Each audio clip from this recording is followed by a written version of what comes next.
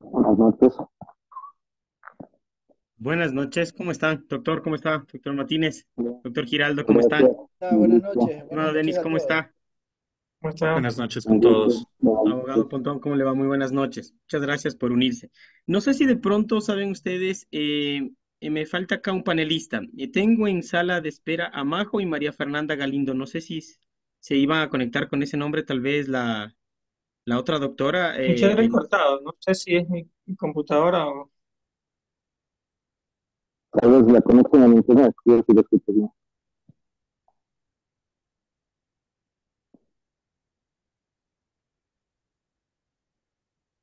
la Ahí, doctora, ya le dijo, ahí creo que está. Sí, sí, sí le escuchamos. Déjeme ya, ya comentarme con la doctora un ratito. ok, ok.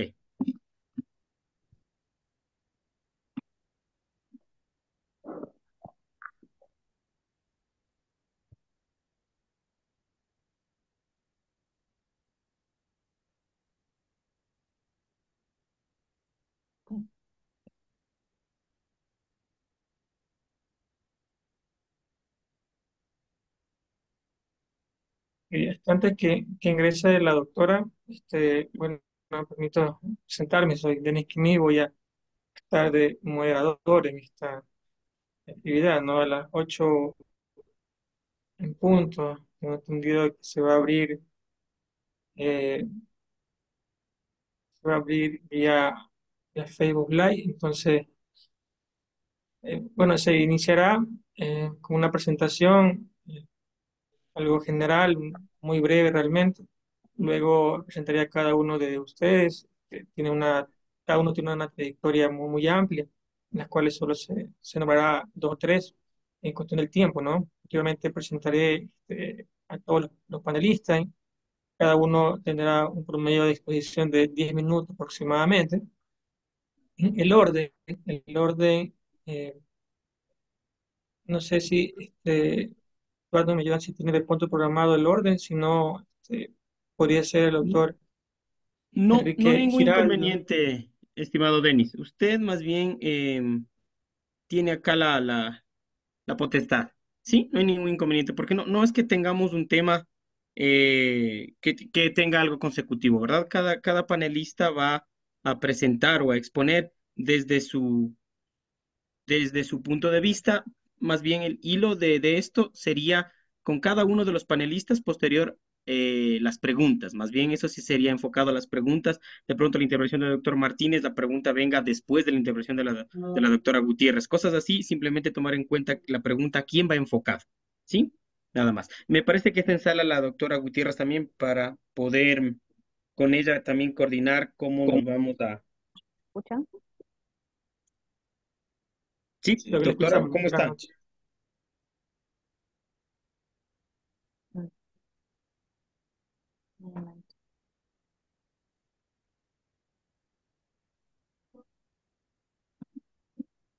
Muy buenas noches. Bueno, Buenas noches. Entonces, bueno, brevemente vamos a hacer el repaso a las 8 en punto. Se abrirá para Facebook Live la convocatoria que la hace la Sociedad Ecuatoriana de Medicina Familiar. Previa coordinación, le indicaría que se empezará con una introducción breve de 2 o 3 minutos aproximadamente, algo breve.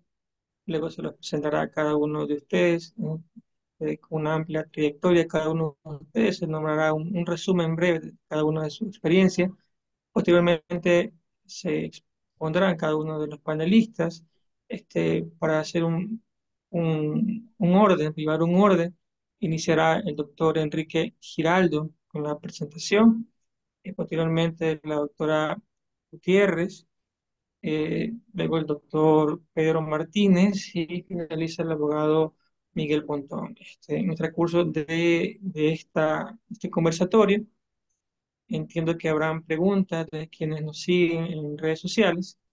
Si es necesario, se esperará hasta el final y si no, si vemos conveniente también depende del nivel de preguntas, se hará entre cada una de las exposiciones para solventar si alguna duda de quienes nos escuchan, ¿no? Posteriormente, se finalizará con una conclusión breve de todo el foro que se ha armado el día de este conversatorio y damos por finalizado. El tiempo promedio que se llevará a cabo este conversatorio es de aproximadamente 1 hora a 1 hora y media. Entonces, si de pronto hay alguna duda, y Estuardo, también los compañeros tienen presentaciones, ¿no? Creo que en el transcurso de las exposiciones ellos pedirán también que se le habilite esa opción para que puedan también presentar y compartir la pantalla. Ok, encantado, no Eh, hay ningún inconveniente. Buenas Todo, noches. De pronto alguna duda. Gracias. Yo no voy a hacer presentación. En realidad no todos la los voy a hacer. panelistas van a estar como confitriones para que tengan acceso y no tengan ningún inconveniente, incluso en red también, ¿ok? Ya, ok.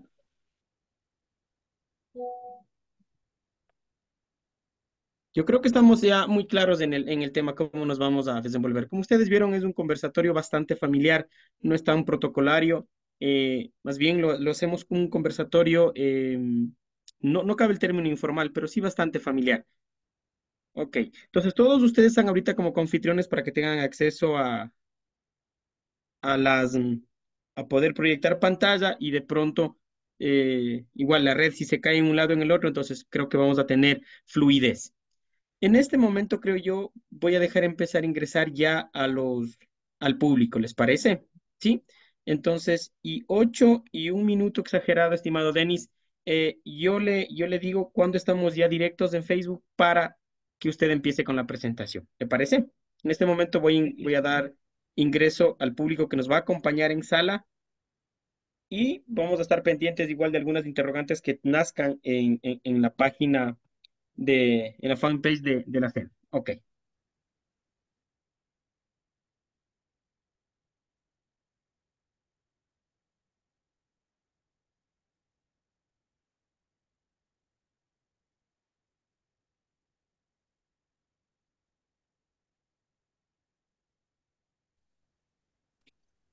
Y confianza.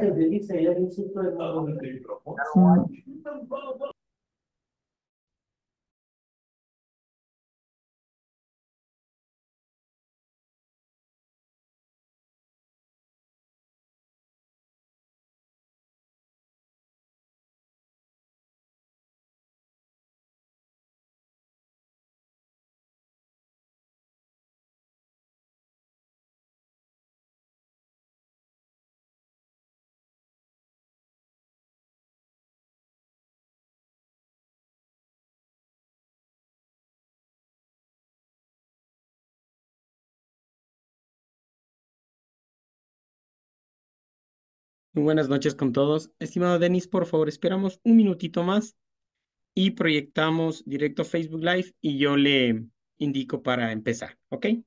30 segunditos.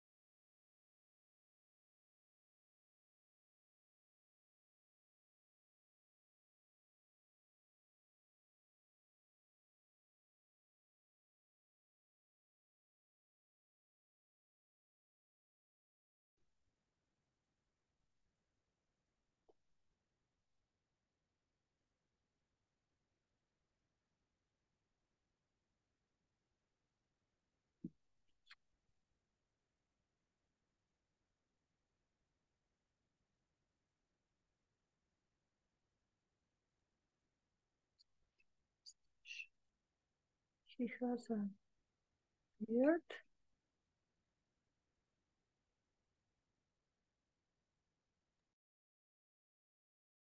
Muy buenas noches, estimados compañeros. Bienvenido a este conversatorio organizado por la Sociedad Ecuatoriana de Medicina Familiar, filial Litoral, con el tema eutanasia. Y es que el Ecuador podría sumarse a la lista de países en los que la eutanasia es legal, si la Corte Constitucional da paso a una demanda interpuesta por Paola Roldán, y que en el mundo hay apenas 8 países en los que la muerte digna o eutanasia es legal, entre ellos España, Colombia, Nueva Zelanda, Portugal, Países Bajos, Canadá, Luxemburgo y Bélgica, también algunos estados en Australia y en Estados Unidos. Para eso, el día de hoy tenemos el agrado de contar con nuestros panelistas con una amplia trayectoria. Tenemos al doctor Enrique Giraldo, quien es presidente de la filial litoral de la Sociedad Ecuatoriana de Medicina Familiar. Él es especialista en medicina familiar y magíster en salud pública. Tenemos a la doctora Yesenia Gutiérrez León, y es especialista en medicina crítica y terapia intensiva, con experiencia en medicina interna. Tenemos al doctor Pedro Martínez Borrero, el doctor en medicina y cirugía, también es especialista en medicina familiar y es magíster en bioética. También contamos con el abogado Miguel Pontón, él es abogado de los tribunales de la República del Ecuador, magíster en gestión pública por la Universidad de La Rioja y cursante de PhD en Derecho. Para esto, cada uno de los panelistas tendrán aproximadamente unos 10 minutos para compartir su experiencia en base al tema de la eutanasia. Posteriormente, culminadas las exposiciones, daremos paso a las preguntas de nuestros oyentes y quienes también nos siguen por redes sociales. Damos inicio entonces a este conversatorio a todos y bienvenidos. Doctor Enrique Giraldo, usted inicia con el conversatorio sobre el tema eutanasia.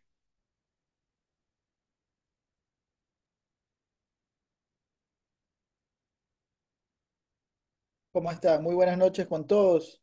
Gracias por la invitación y también pues, por la apertura de todos los panelistas para compartir y discutir este tema que está en boga actualmente y que es pues que es de gran importancia también para para la medicina familiar conocerlo, porque en el caso pues de que llegue a aprobarse alguna de estas leyes, pues nosotros como médicos de atención primaria podríamos ser quienes tengan que brindar este servicio de salud, ¿no? De llamarlo así. Entonces, bueno, les comparto,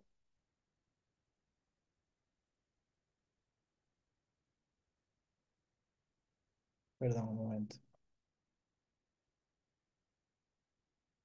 La presentación acerca pues de lo que es la eutanasia.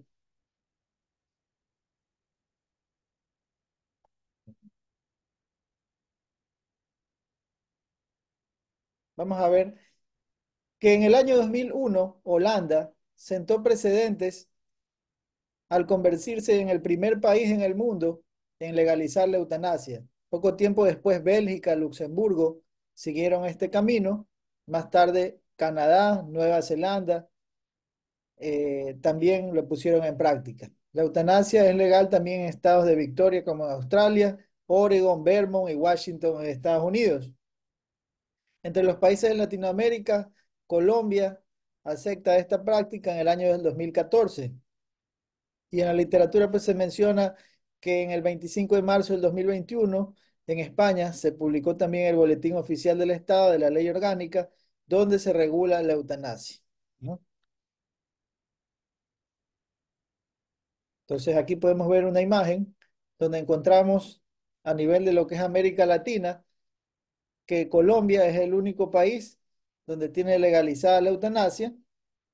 Y pues en rojo podemos ver que hay un gran número de países donde por el momento la eutanasia es prohibida. En este caso se encuentra Ecuador también y países de la región como Perú, Bolivia, Brasil, Paraguay y Chile. Entonces, esta prestación de servicios, por poner un ejemplo, inicia, por ejemplo, en España, en aquellas personas que tienen la nacionalidad española y que son mayores de edad y con capacidad de hecho. Ya, el médico responsable tiene que valorar la autonomía de esta persona solicitada para la toma de decisiones y su capacidad para tomar decisiones. El requisito de los médicos tiene que ser uno de los siguientes, o el requisito médico de la persona tiene que ser uno de los siguientes: tener un sufrimiento grave, crónico e incapacitante con limitación de su autonomía física y de sus actividades de la vida diaria. Tener una enfermedad grave e incurable con sufrimiento físico y psíquico constante e insufrible sin posibilidades de mejoras clínicas, certificado pues por un facultativo responsable del paciente.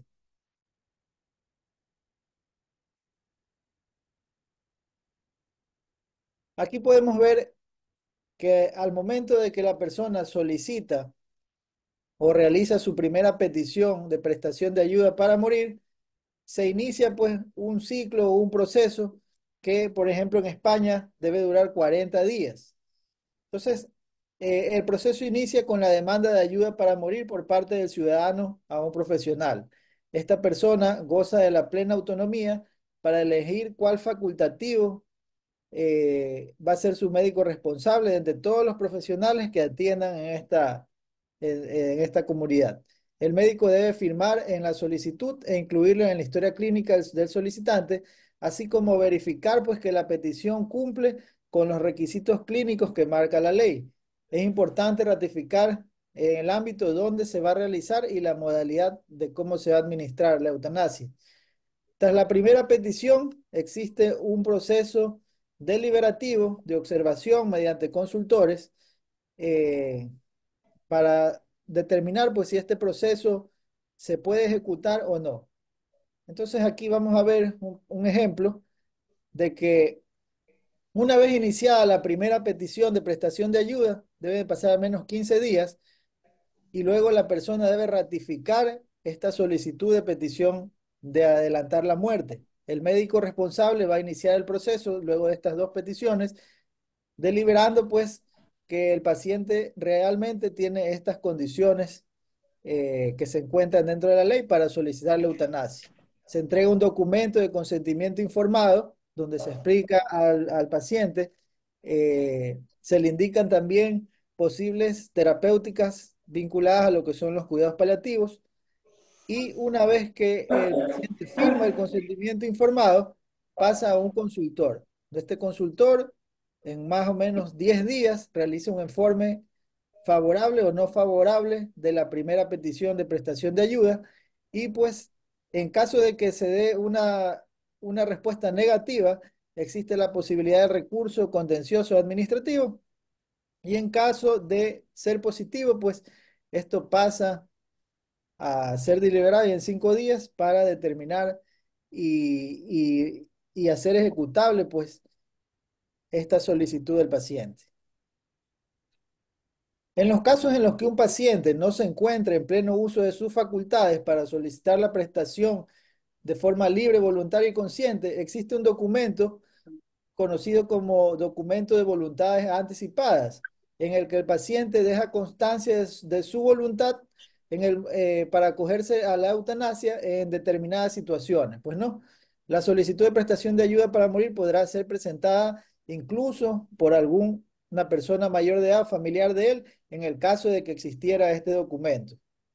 Ahora, cuando un profesional sanitario recibe la petición de la eutanasia, se inicia el proceso para la legislación y la prestación de la solicitud que incluye, entre otras cosas, las siguientes tareas: analizar las competencias de la persona en el momento de realizar la solicitud, evaluar si las circunstancias concurren son las que se explicitan en el caso de determinar registradas voluntades anticipadas, testamentos vital o planificación de decisiones anticipadas, asegurarse de que la decisión está tomada en condiciones de libertad, autonomía e información, dar un tiempo razonable para revisar, aplazar o suspender la petición, aplicar el principio deontológico de no abandono y garantizar durante todo el proceso la atención adecuada, el cuidado y el confort.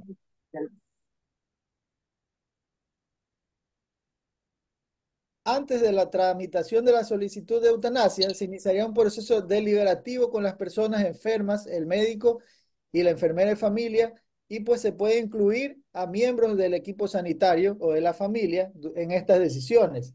Los contenidos recomendables en el proceso de deliberación son escuchar a la persona, evitando adoptar posicionamientos morales a priori y tratando de entender la magnitud de su sufrimiento, explorando valores, capacidades y vivencias de la persona. Debe haber una comunicación conjunta entre el equipo responsable y la persona enferma sobre el diagnóstico clínico, alternativas terapéuticas y posibilidades de intervención. Revisar los cuidados paliativos recibidos y el grado de control de los síntomas físicos, psicológicos y espirituales. Valorar la situación familiar, las consecuencias sociales que puede haber luego de este procedimiento. Revisar la ayuda a la dependencia y los recursos necesarios y dar por escrito a la persona enferma toda la información abordada sobre el proceso médico y las alternativas. Y pues todo esto registrarlo en el proceso de la historia clínica. Existen dos modalidades de eutanasia. La administración directa de una sustancia por parte del profesional sanitario y la prescripción y suministro de una sustancia para la autoadministración y así causar la propia muerte. Esto puede ser de una vía endovenosa, que es la que preferentemente se utiliza y tiene menos, disminuye el riesgo de complicaciones. Y pues existe la opción también de la vía oral autoadministrada. Se induce farmacológicamente un coma y posterior a esto se administra un bloqueador neuromuscular que va a provocar la parada respiratoria y la muerte por anoxia. Ante esto, debemos tener en cuenta que existen similitudes en dos conceptos, pues que también han llevado al debate en cuanto a criterios a favor o en contra de la eutanasia. Tenemos primero la sedación paliativa, que muchos consideran que es igual que eutanasia, otros consideran que es diferente, mencionando pues que la sedación paliativa son parte de los cuidados paliativos y es una medida extraordinaria indicada por médicos especialistas en el manejo de síntomas, cuando se considera que el síntoma es refractario al manejo y se busca disminuir el estado de conciencia del individuo para evitar el sufrimiento, sin producirle la muerte al paciente. Mientras que la eutanasia es un procedimiento que busca la muerte del individuo a petición expresa de esto. Debemos también, pues, otro concepto o sinónimos, sedación paliativa, principios donde la disminución del estado de conciencia para el alivio de síntomas refractarios del que eventualmente pudiera morir el paciente. La autorización debe ser médica y éticamente aceptada, mientras que la eutanasia es la administración de un fármaco con el propósito de provocar la muerte. Y como mencionamos, es legal en varios países de Europa y en Colombia a nivel de América Latina. Es un motivo de controversia médica y ética. En este diagrama podemos ver el contexto relacional y clínico de ayuda a vivir bien la enfermedad y también a vivir bien el morir.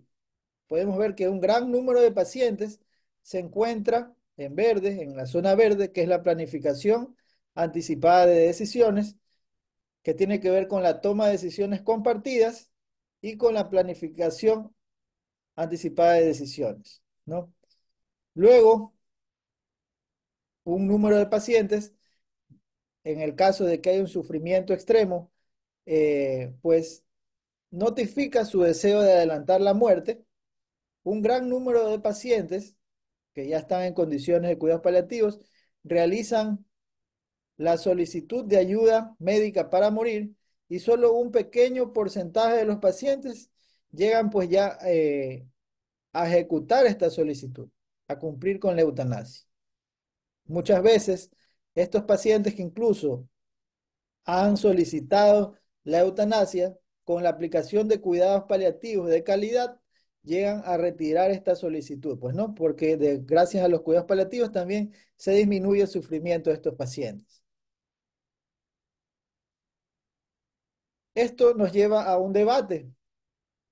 Existe un debate abierto sobre la eutanasia. Todas estas discusiones parten de presupuestos filosóficos como son la libertad, la persona, la autonomía, la dignidad, el vivir bien, el autorrespeto y lo que viene a ser el primum non nocere, ¿no? A favor, decenas de miles de personas, criterios a favor, decenas de miles de personas han muerto voluntariamente con una eutanasia en Bélgica, Países Bajos y Canadá, con un suicidio asistido en Suiza y en 5 estados de los Estados Unidos sin que haya existido un solo caso de homicidio, o no se lo haya considerado como homicidio. En algunos estudios se ha utilizado el concepto de terminación de la vida sin petición expresa, que comprende la retirada de medidas de soporte vital y sedación paliativa en la que a juicio del médico existió un adelantamiento de la muerte. Marín también menciona que la muerte voluntaria puede regularse con seguridad. Ninguna ley de eutanasia a nivel mundial es perfecta, fundamentalmente por la existencia de requisitos. Ahora, si el médico comprende que para esa persona la muerte que desea es la opción menos mala, ¿en nombre de qué o quién o con qué autoridad decide una persona ajena a esa relación de confianza sobre la voluntad de morir? La ayuda médica debería legalizarse con un acto de medida más, cuya única condición sea documentar la libertad del individuo para disponer de su propia vida. Las personas no deciden morir por miedo al dolor, a síntomas de la agonía o a cualquier otro que se pueda tratar con paliativos, sino que consideran que vivir así ya no tiene sentido. Los paliativos no deben considerarse un antídoto de la eutanasia, sino que deben de considerarse no como competencia, sino como algo complementario. Estos son comentarios a favor que se puede encontrar en la literatura de la eutanasia. Comentarios en contra. En la asamblea número 70, celebrada en octubre del 2019 por la Asociación Médica Mundial, se reiteró pues el rechazo tanto a la eutanasia como al suicidio médico asistido. Los cuidados paliativos afirman la vida y consideran la muerte como un proceso normal. No buscan acelerar ni retrasar la muerte. Tienen por objeto preservar la mejor calidad de vida posible hasta el final. Entre los contenidos claves del ideal de muerte digna que goza de consenso se encuentra el derecho de los pacientes a recibir cuidados paliativos integrales. La sedación paliativa no debe buscar la muerte del paciente, sino aliviar su sufrimiento, por lo que algunos críticos mencionan que no debe considerarse como parte de la eutanasia. En la configuración de la eutanasia como un derecho individual, es el paciente quien impone su autonomía, pero ¿dónde queda la autonomía del médico? Se estaría rompiendo el criterio del primum non nocere, primero no hacer daño. Y la falta de fortalecimientos en los sistemas sanitarios y los cuidados paliativos como parte de una vida digna hacia el final de la vida. Es decir, expertos mencionan que antes de legalizar la eutanasia se debe fortalecer el sistema sanitario en lo que es cuidados paliativos de calidad para así disminuir el sufrimiento de los pacientes. Aquí podemos ver una bibliografía. Muchas gracias por su atención y estamos abiertos a las preguntas. No, doctor Giraldo, muchas gracias por su exposición muy clara. Realmente nos queda que eh, donde es legal la eutanasia, ¿no? Ya existen unos protocolos establecidos a seguir. También nos recuerda el doctor Giraldo de que existe también la guía de cuidados paliativos, donde ya habla de una sedación paliativa, que es muy diferente a la definición y a todo lo que lleva la eutanasia. Continuamos con la doctora Yesenia Gutiérrez con su exposición.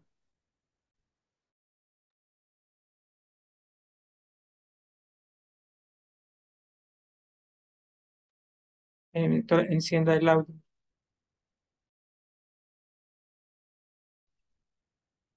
¿Escucha? Sí, doctora, ahora sí. Ya, un momento. Voy a continuación a compartir en pantalla.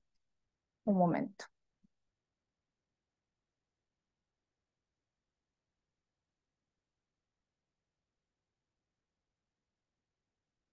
Bueno, pues muy buenas noches. Soy la doctora Yesenia Gutiérrez. Voy a hablar un poco sobre la eutanasia Y un poco es a mi área, que es el área crítica. Voy a hablar básicamente en cosas un poco generales al inicio, y de ciertas patologías muy someramente que nos llevan a los cuidados de fin de vida.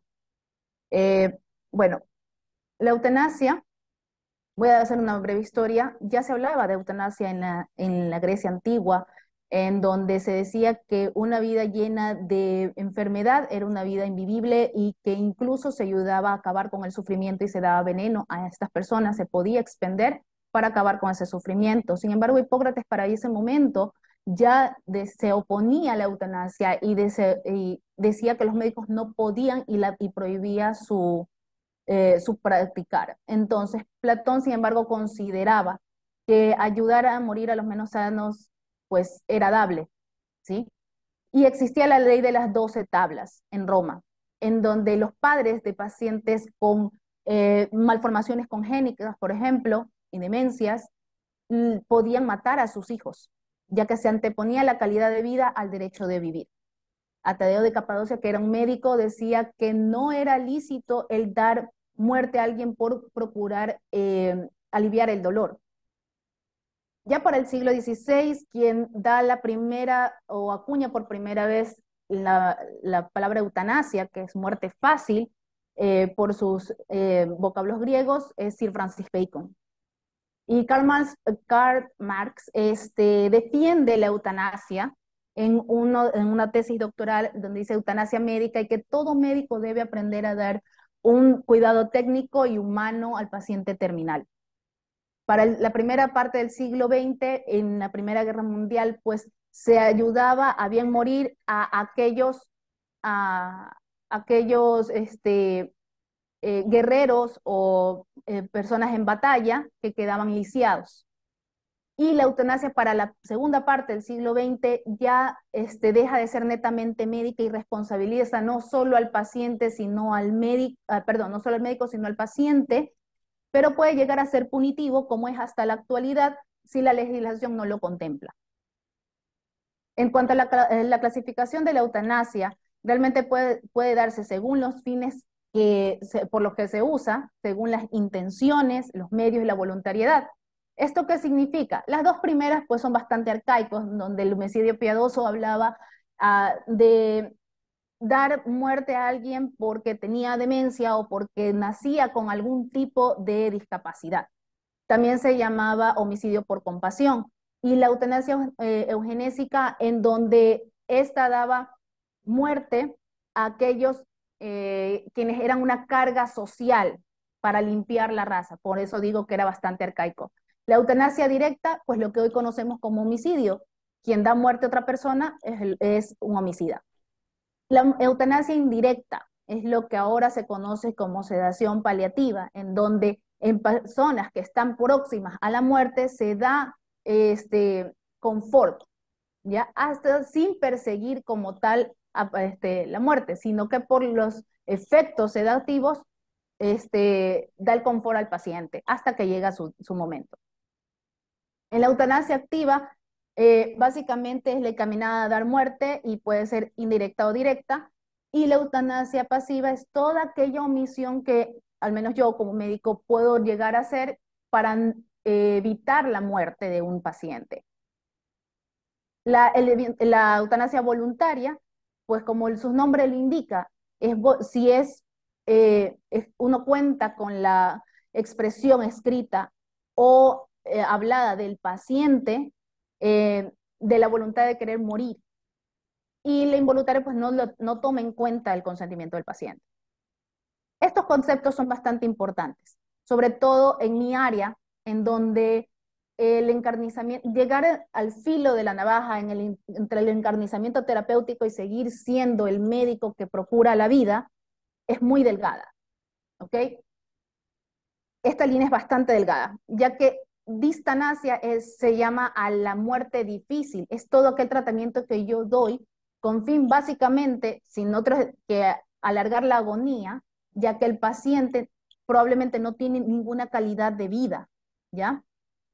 También se llama obstinación terapéutica o encarnizamiento terapéutico. Hay otro concepto que también antes se llamaba limitación del esfuerzo terapéutico, ahora se llama adecuación del esfuerzo terapéutico, ya que se da muchas malas interpretaciones, como que no se le va a dar ningún tipo de asistencia al paciente. Por eso ahora se llama adecuación del esfuerzo terapéutico, pero eso se lleva en staff médico completamente para poder tomar la decisión de no llegar a una distanasia. La adistanasia contrapone. De hecho, es la desconexión de todos los aparatos que mantienen con vida a un paciente de forma artificial. Sin embargo, esto normalmente no se da, a menos que se compruebe la muerte cerebral. Eso es todo un proceso y es todo otro capítulo que nosotros llevamos dentro de la terapia intensiva para pacientes con probabilidad de donantes, como donantes cadavéricos. La ortotanasia es toda aquella, es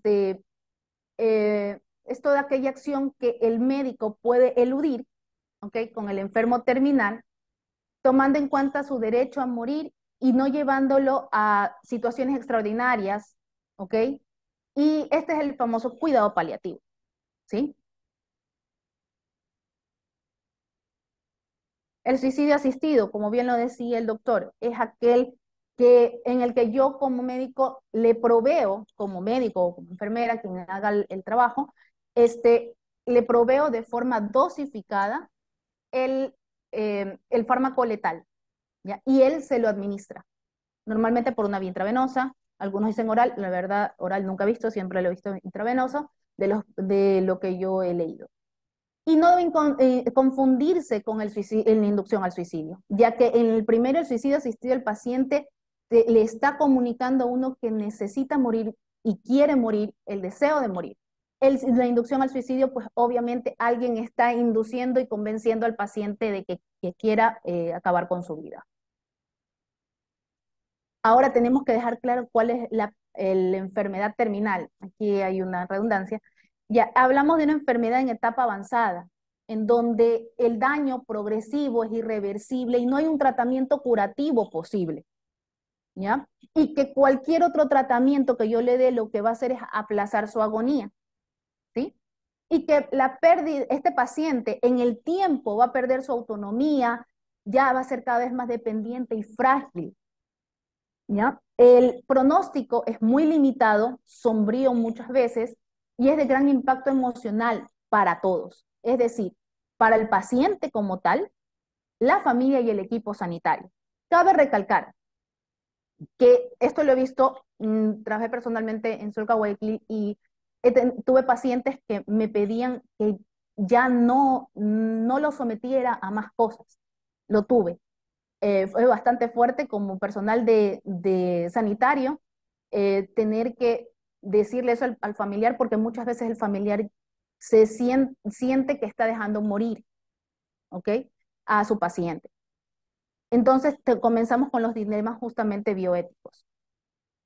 Tenemos que tener en cuenta que hay un paciente oncológico, un paciente no oncológico y que hay enfermedades terminales que no son oncológicas. Sin embargo, ¿cuál es el criterio, los criterios mayores para decir que el paciente oncológico ya es terminal? Pues que primero esté en los últimos estadios, segundo que tenga metástasis y tercero, pues que el paciente haya tenido una eficaz terapéutica y se le hayan proveído de la mayoría de los tratamientos, para poder decir, bueno, se hizo todo por el paciente, este es un paciente terminal, no hay más que hacer.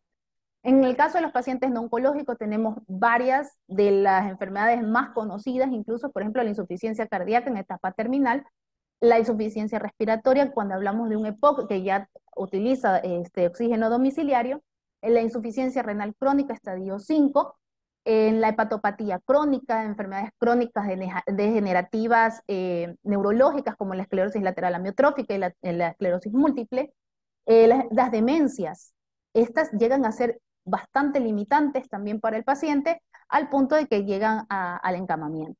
Otros criterios son la dependencia funcional, que es uno de los criterios que ya hablé en el concepto. El deterioro cognitivo del paciente, ya no reconoce, ya úlceras por presión de gran tamaño, bueno. Estas son las enfermedades, una de las que no puse ahí, pues el síndrome de inmunodeficiencia adquirida, pues el paciente llega a estar muy caquético y muy dependiente de terceros. Todas las demás las comuniqué anteriormente. La eutanasia en el Ecuador, la verdad, de este párrafo lo más importante es el hecho de que la Constitución me dice que yo tengo que dar básicamente salud, y es lo que garantiza. Y en el artículo 66, pues reconoce y garantiza a las personas el derecho inviolable a la vida y por lo tanto no habrá pena de muerte. El médico no está autorizado para abreviar en Ecuador la vida del enfermo. Su misión fundamental frente a la enfermedad incurable será aliviarla mediante los recursos terapéuticos del caso. ¿Ya? En la disposición se indica exclusivamente que el médico solo realizará en los pacientes en fases terminales de enfermedades de cuidados paliativos y el acompañamiento que necesiten los familiares. En ningún momento se permite que realicen muerte digna esto. Con todo esto, la persona que mate a otra será sancionada con pena privativa de la libertad. ¿Qué es lo más importante de estos dos artículos? Pues que, como decía el doctor previamente, toda persona podrá o tendrá, mientras esté en sus funciones cognitivas, el anticipar cómo quiere morir, ¿sí? Es decir, incluso rechazar lo que nosotros le damos como tratamiento y decir si quiere o no quiere ser reanimado. Por ejemplo, hacer su testamento y decir quién quiere que esté a su lado, tiene todas esas facultades. Entonces, en cuanto a la eutanasia, a favor y en contra, pues, a favor tenemos pues la vida, la dignidad, la libertad de la persona, la voluntad y la autonomía. Sin embargo, más pesa dentro de nuestra idiosincrasia muchas veces que la vida es un derecho y lo tomamos de la parte legal y las doctrinas. Sin embargo, muchas veces van en contra de lo que realmente quiere el paciente. En la parte bioética, y es con lo que más luchamos nosotros, pues el principio de autonomía, el hecho de que el paciente tiene derecho a expresarse y decir, ya no quiero vivir más, o puede decir, quiero absolutamente todo también. Principio de beneficencia, se opone básicamente porque yo como médico solo puedo procurar la vida. El principio de justicia, yo le tengo que dar equitativamente todos tratamientos. Y el principio de no maleficencia, yo no puedo procurar la muerte. Bueno, como también ya se había comentado previamente, los países europeos fueron los primeros en dar este paso gigante, como son Holanda en el 2001, Bélgica, Luxemburgo, Suiza, Países Bajos, Colombia, Estados Unidos, son tres estados que lo hacen en Estados Unidos, Argentina, Australia, Uruguay. Muchísimas gracias.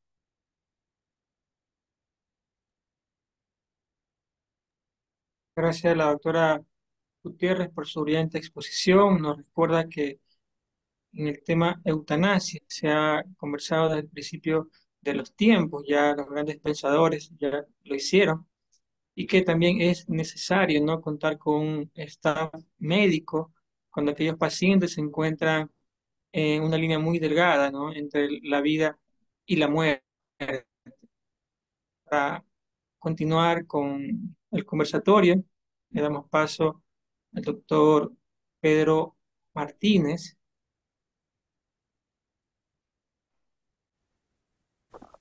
Bueno, doctor. Muchas gracias. Buenas noches, un gusto estar compartiendo con las tan distinguidas personalidades que nos han acompañado el día de hoy. Luego haré algunos pequeños comentarios acerca de lo que bien han dicho los colegas que me antecedieron. Yo soy médico familiar y soy magíster en bioética, por tanto voy a darle a sí mismo una visión un poco diferente de lo que han propuesto los compañeros. El otro día veía la película Batman Begins y el rato ese, ojalá no sea spoiler para algunos que no la hayan visto, ¿no?, Pero el rato en el que Batman está peleando con el villano encarnado por Liam Neeson en el tren, en el tranvía ese, y cuando le dice una frase que si es que Batman fuese médico, podríamos pensar si eso es de eutanasia o no. Cuando le dice, no, yo no te voy a matar, pero tampoco tengo que salvarte. Y salta del tren y deja que Neeson choque y se muera después. Uno podría considerar eso fue eutanasia, debido a que Batman no hizo nada para salvarle a Neeson. Batman no es médico, Batman no tiene tal vez ese tipo de conceptos y además Batman no existe. El punto tenemos que considerar, la doctora Janet nos ha hecho una muy buena, Cecilia nos ha hecho una muy buena aclaración de varios términos, pero yo quisiera ir un poquito más allá. Por ejemplo, considerar la definición per se exacta de lo que significa la eutanasia es, por lo menos, lo siguiente: la acción y omisión que una persona tome con la intención de causar la muerte a otra persona, en caso de que esta persona tenga una enfermedad crónica, sea un caso de una enfermedad terminal o un coma irreversible. Entonces, aquí hay varios conceptos que tenemos que considerar. Uno, la eutanasia implica, por ejemplo, que quien la va a practicar debe tener la capacidad de hacer esto de una manera indolora. Pero hay una diferencia entre que yo agarre un palo y le pegue a alguien hasta que se muera, y otra cosa es que yo le ponga midazolam, le ponga fentanilo, para que el paciente esté sedado y esté tranquilo. Entonces hay que considerar también que no es cuestión de pisarle la manguera del oxígeno al paciente y si le vamos a matar de una manera angustiosa para esa persona. Entonces, el primer concepto o primera situación es acción y omisión que tiene la intención de causar la muerte. Por tanto, ahí difiero un poquito con el criterio de la doctora Yesenia al considerar la sedación paliativa como un acto de eutanasia. En el país existe y en el mundo existe mucho opiofobia, ¿no? Cuando uno tiene un paciente que está en cáncer de páncreas, por ejemplo, y tiene un dolor insufrible, intratable, y uno le dice al paciente que le vamos a poner morfina, agoteo, le vamos a poner morfina por vía subcutánea, y la gente dice, no, ¿cómo se va a morir? Uno tiene que explicarle que no se va a morir con eso. Eso va a aliviar los síntomas, va a hacer que el paciente se sienta mejor y que potencialmente el paciente morirá. Entonces, repito, discrepo con la opinión de pensar sedación paliativa con eutanasia, porque la sedación paliativa no tiene la intención de causar la muerte, sino de aliviar los síntomas. Y la eutanasia tiene la intencionalidad de matar a la persona. Entonces, hay esa diferencia.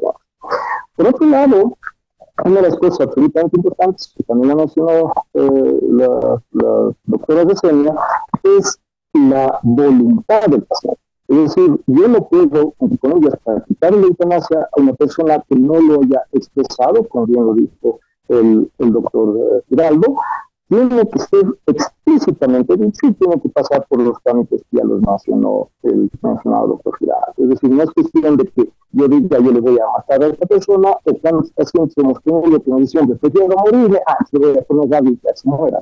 No es así. Entonces, tiene que haber la autonomía del paciente, la libertad sin coerción, para que esa decisión que la tome sea de esa forma.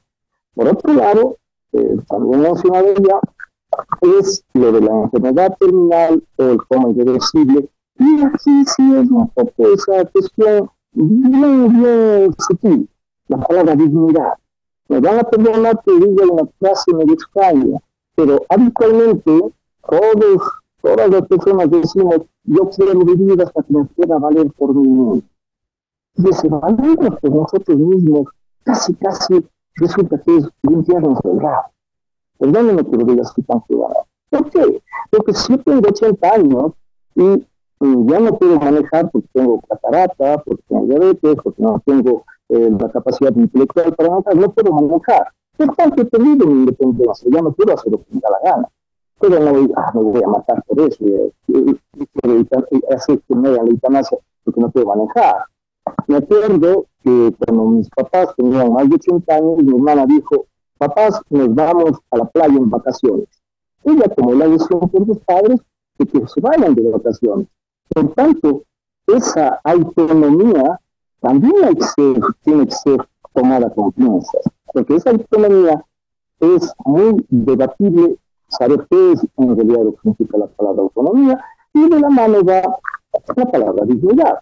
Porque la dignidad, ¿qué es la dignidad?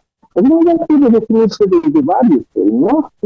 Desde el punto de vista religioso, la dignidad es, somos dignos los seres humanos porque somos hechos a imagen y semejanza de nuestro Señor Jesucristo, y perdón de Dios. Esa es la definición de dignidad desde el punto de vista religioso, cristiano, ¿sí? Por otro lado, tenemos la dignidad por ser seres humanos, simplemente por ser personas tenemos la dignidad por lo que hemos hecho en la vida. Hay las dignidades de los cargos, las dignidades de las personas que han obtenido algún premio, que son personas que, entre comillas, tienen una dignidad. Pero esa dignidad también hay que estar muy cautos de saber qué es lo que significa. Aparte de ello, es que esta acción u omisión para causar la muerte, lo dije en un principio, debe ser indolora y por tanto se utilizan drogas potentes, como mencionó la doctora, opioides, normalmente relajantes musculares, sedantes, que nos permiten. Pero por otro lado, pensemos la otra cara de la medalla. La doctora hizo un análisis muy extenso de la parte de la historia, ¿no? Y claro, uno dice, evidentemente la misión de los médicos es curar, la misión de los médicos es salvar vidas. Perdónenme una cosa, compañeros, los médicos no salvamos vidas, los médicos posponemos la muerte. Todos nos vamos a morir, antes o después, todos nos vamos a morir. Así es que los médicos no hemos salvado ninguna vida, todos nos vamos a morir. Y muchas de las veces esa falta de esa adecuación del efecto terapéutico, entre comillas, lo que ya no se utiliza, la limitación, como ya lo dijo la doctora, la limitación del efecto del esfuerzo terapéutico, lo repito, ya no se usa esa frase, pero la estoy diciendo aquí, la adecuación del efecto terapéutico, es decir, hasta dónde resulta que tenemos un paciente que tiene otra vez un cáncer de páncreas, y usted le está dando dosis de 200, 300 miligramos de morfina, y el paciente dice que es suicide con dolor. Porque claro, uno piensa y dice, hombre, el paliar es una de las soluciones, y estoy absolutamente de acuerdo con el expuesto por los compañeros, en el sentido de decir que una de las soluciones entre comillas, para disminuir la posibilidad de que las personas quieran recibir eutanasia son unos cuidados paliativos adecuados. Por otro lado, no debemos olvidarnos que hay una diferencia entre dolor y sufrimiento. Habitualmente los conceptuamos como lo mismo, ¿no? Es decir, la gente dice, yo quiero que mi papacito se muera sin dolor. No me importa que esté lleno de úlceras, lleno de llagas, que tengan que hacer el aseo, que tengan que bañar y limpiar de todo el mundo, que él haya perdido su dignidad de persona, sino que no le duela. No es solamente el dolor, señores, es sufrimiento. Y el sufrimiento es personal. Así como el dolor, si es que yo digo que me duele. El dolor es personal y el sufrimiento, por tanto, es personal. Entonces yo no puedo poner en los zapatos del otro y decirle, hombre, pero me gana, te quejas y tal o cual cosa. Claro, el dolor del otro es exagerado, el mío sí es real, el mío sí es palpable, ¿no? Pero de los demás es exagerado. Entonces, no podemos tampoco, y consideramos que los cuidados paliativos no son la solución para todo el mundo, no siempre podemos aliviar el dolor para todo el mundo, no siempre podemos aliviar el sufrimiento de todo el mundo. O sea, no podemos quitar o aliviar sí, tal vez sí, pero no siempre lo vamos a lograr. Por tanto, hay pacientes que están en sufrimiento, sea físico, moral, intelectual, espiritual, religioso, y que están en la situación de decir, hombre, prefiero la muerte. Y ahí, claro, la beneficencia y la no maleficencia entran también en el camino. Porque si yo digo, esa persona estaría mejor muerta, el paciente me ha dicho, yo quiero que me hagan la eutanasia, por supuesto es ilegal en el país, ¿no? O sea, no la podemos practicar, así es que no hay estoy hablando en un hipotético. Si es que un paciente me dice, quiero que me practiquen la eutanasia, pues, porque yo creo que estoy con dolor insufrible, no puedo seguir viviendo así, y yo digo, eso, el morirse va a ser mejor para él, porque con el sufrimiento que tiene, la muerte probablemente es mejor para él que seguir viviendo con el sufrimiento. Por tanto, ese beneficio, esa beneficencia, pues, no soy yo el que pueda juzgarla, pero el paciente es el que sabrá si es que cree él que muerto estaría mejor. Y ahí es una situación filosófica. Ustedes dirán, ¿esto era médico, filósofo, cura o qué era? De una cuestión filosófica que es la siguiente. Una vez que usted se ha muerto, ya no existe beneficencia, porque yo no sé lo que le pasa después de que usted muera. Así es que ni beneficencia ni maleficencia, porque el rato que usted deja de existir, deja de vivir, ya no existe ni beneficencia ni maleficencia, parece ser que ya no es, como lo dijo el poeta. ¿Por qué le temes a la muerte? Cuando tú eres, la muerte no es, y cuando la muerte es, tú ya no eres. Por tanto, no deberíamos temer a la muerte. Otro par de conceptos importantes son, cuando vemos el de muerte cerebral, porque cuando, entre comillas, muestra un paciente, la doctora es especialista en cuidados intensivos, tiene un montón de pacientes que han tenido un accidente cerebrovascular, un traumatismo de cráneo, que cerebralmente están muertos, con todas las definiciones que quieran darse, y que pueden ser candidatos para trasplante, ¿cierto? Para donación de órganos. Y hombre, ¿cómo le puedo sacar yo el corazón a este paciente que todavía está respirando conectado a una máquina? ¿Cuál es la definición de estar vivo? La de acá arriba, ¿sí? Posiblemente sí, pero acuérdense, el primo joven y el último joven, ¿no? El primero que se muere del corazón y el último que se muere del corazón. Entonces, mientras el corazón lata, estamos vivos, o mientras el cerebro funciona, estamos vivos, y por tanto, un paciente que tiene una demencia, por ejemplo, tipo Alzheimer o enfermedad de Parkinson, y que ya no sepa ni quién es, ¿sigue siendo persona? ¿Sigue siendo ser humano? Pues sí, claro que sigue siendo persona, sigue siendo persona. Por más que ya no tenga la capacidad ni de moverse, ni de decir quién es, ni nada de eso, sigue siendo digno por ser perteneciente al género humano, ¿sí? Entonces eso también hay que considerar. Por tanto, yo creo que para terminar como corolario, diría un par de cosas importantes.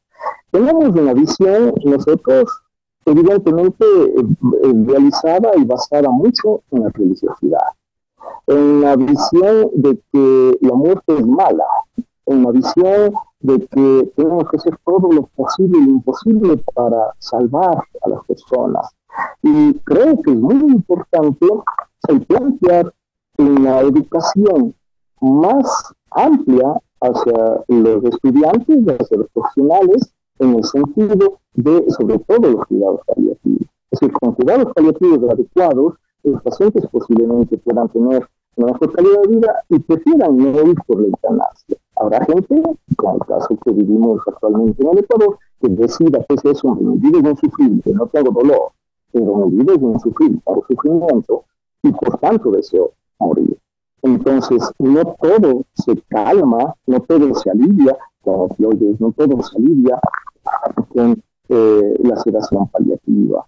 Entonces, creo que es importante considerar cuando menos las siguientes cosas. Una, otra vez, el concepto de dignidad de cada persona, y cada persona se percibe como digna, porque eso es lo importante de saberlo, y también debemos cambiar esa perspectiva del paternalismo médico. Debe saber qué es mejor para usted. Y la autonomía del médico, cuando dijo el doctor Giraldo, ¿dónde queda mi autonomía si el paciente me pide que yo le mate?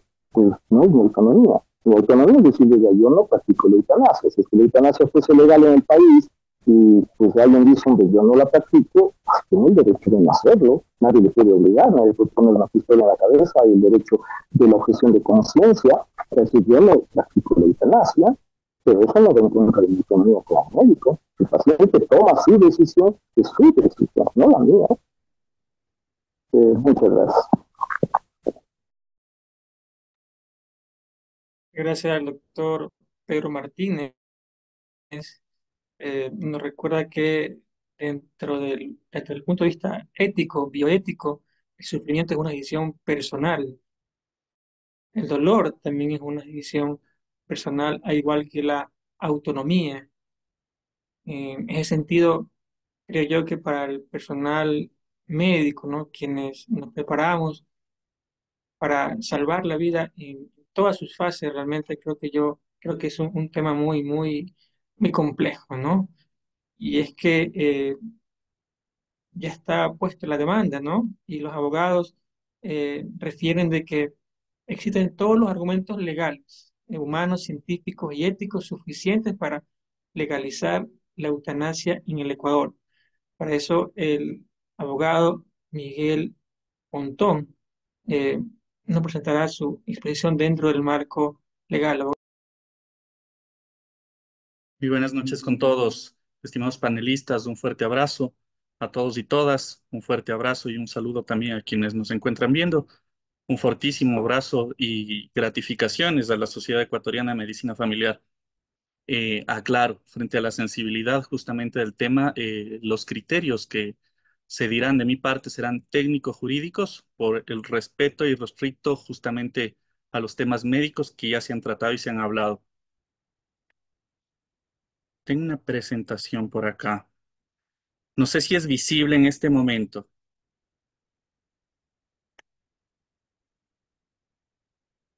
Sí, sí es visible, abogado. Perfecto. Se me ha solicitado justamente hablar de la eutanasia. Hemos escuchado ya algunos panelistas hablar justo de la demanda de inconstitucionalidad. Este tema se vuelve sensible y se vuelve actual frente justamente a esta demanda existente por parte de Paola Roldán. Em, no se han considerado, quizás o no se han hablado justamente, DINASED arroja cifras desde el 2015 más o menos hasta el 2019 de 348 muertes por personas que se han suicidado frente al padecimiento de enfermedades terminales. Es importante considerar que este tipo de muertes mal asistidas, quiero llamarlo así, se dan lastimosamente, exista o no el procedimiento como tal, llamado eutanasia. La eutanasia desde una mirada jurídica va a tener un contenido, el concepto ya ha sido hablado innumerables veces. Las normas, hablaré sobre las disposiciones jurídicas, las disposiciones acusadas como inconstitucionales dentro de la demanda de inconstitucionalidad, la proporcionalidad que existe, existe un análisis justamente de proporcionalidad dentro de la demanda existente ante la Corte Constitucional y así unas conclusiones simples, finales, que darán un poco los parámetros en el caso de que exista pues el paso o el contenido a un procedimiento de eutanasia, como existe ya dentro de Colombia, que es uno de los países que maneja dentro de la región este procedimiento. La libertad significa ser dueños de nuestra propia vida, señalaba Platón. Así como concepto, dentro del concepto etimológico, habló ya justamente la doctora que nos antecedió, que sus vocablos griegos, eu, significaba justamente bueno y thanatos, buena muerte. Al final, el concepto y la etimología de la eutanasia es una buena muerte, entenderlo como tal.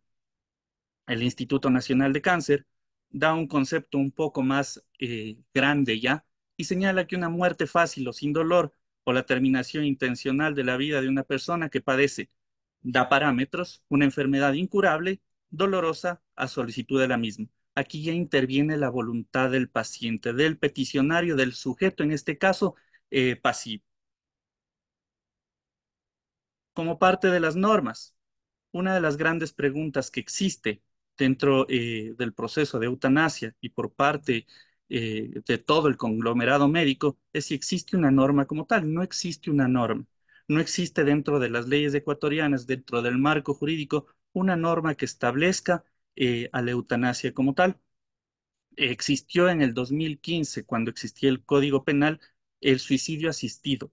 Eh, Hubo justo una reforma al Código Orgánico Integral Penal y dentro de ello, pues, se eliminó justo esta norma y lo más cercano justamente a la tipificación en el caso de una eutanasia o de una muerte asistida es el homicidio simple, que está tipificado dentro del artículo 144 del Código Orgánico Integral Penal, que señala que la persona que mate a otra será sancionada con pena privativa de la libertad de 10 a 13 años y establece justamente la pena, la sanción en el caso de que exista pues un procedimiento de eutanasia.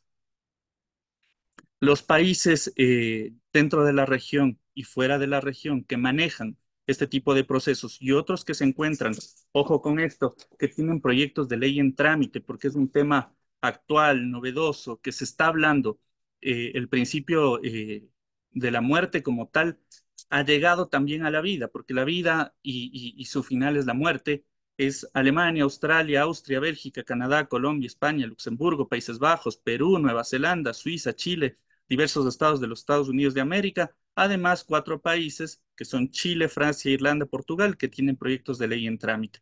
Hay que estar muy atentos dentro de la región a este tipo de proyectos que entiendo se basarán también en la normativa que se encuentra vigente dentro de nuestro país vecino que es Colombia. Dentro de la demanda de inconstitucionalidad existen parámetros legales que tienen un paraguas constitucional. Este paraguas constitucional y dentro de la demanda se plantean en 5 ejes fundamentales. La dignidad, el fomento a la autonomía, el libre desarrollo de la personalidad. Dentro de la dignidad, como lo señalo dentro de la página, se menciona 21 veces en la Constitución. Incluso dentro del preámbulo que existe en la Constitución, se señala que una sociedad que respete en todas sus dimensiones la dignidad de las personas y las colectividades, pues gozará de dignidad. El fomento a la autonomía se señala como una condición de quien para ciertas cosas no depende de absolutamente de nadie. Y el libre desarrollo de la personalidad, que es la manifestación del derecho a la dignidad y a la autonomía. Así la dignidad dentro de uno de los países que se ha hablado normativamente y existe un exhausto análisis respecto del tema de la eutanasia, señala que en Alemania el Tribunal Constitucional alemán hace una patente inadmisible que convertir a una persona en un objeto de la acción estatal. Eh, el condicionante es justamente que el individuo sea reconocido bajo su responsabilidad personal. Así tiene una determinación propia y es autónoma. Así hace un enfoque pues a la autodeterminación bajo la voluntad propia del individuo. El tipo penal de homicidio simple, como lo habíamos manifestado dentro del artículo 144 del Código Orgánico Integral Penal, sin que sea posible considerar como una conducta antijurídica de muerte o por piedad, existen sufrimientos o dolores intensos físicos o emocionales, obliga a la persona que sería sujeta pasiva del delito a vivir en contra de su decisión, le impide ejercer su derecho a decidir hasta cuándo vivir, le impone valores sobre la vida ajenos a quien padece una enfermedad y le conmina a someterse a condiciones humillantes. El fomento a la autonomía. Ya existe el parámetro constitucional legal. El artículo 48 reconoce, manda, que uno de los derechos de las personas con discapacidad, consensuado con el artículo 35, que el establecimiento de los programas especializados para la atención integral de las personas con discapacidad severa y profunda, con el fin de alcanzar el máximo desarrollo de su personalidad, es el fomento de la autonomía y la disminución de la dependencia. Hago un enfoque claro justamente y un añadido dentro de este artículo en el fomento de la autonomía y la disminución de la dependencia. La autonomía se manifiesta en el consentimiento libre y voluntario, que es uno de los requisitos indispensables para ejercer el derecho a la muerte. Para cualquier tipo de derecho, el consentimiento libre es un valor agregado para la toma de decisiones. El respeto de la autonomía da lugar justamente a una decidida defensa de la voluntad y capacidad para autodeterminarse en todas las etapas de la vida, incluso en su desenlace. Esto está agregado dentro de una sentencia de la Corte Constitucional de Colombia.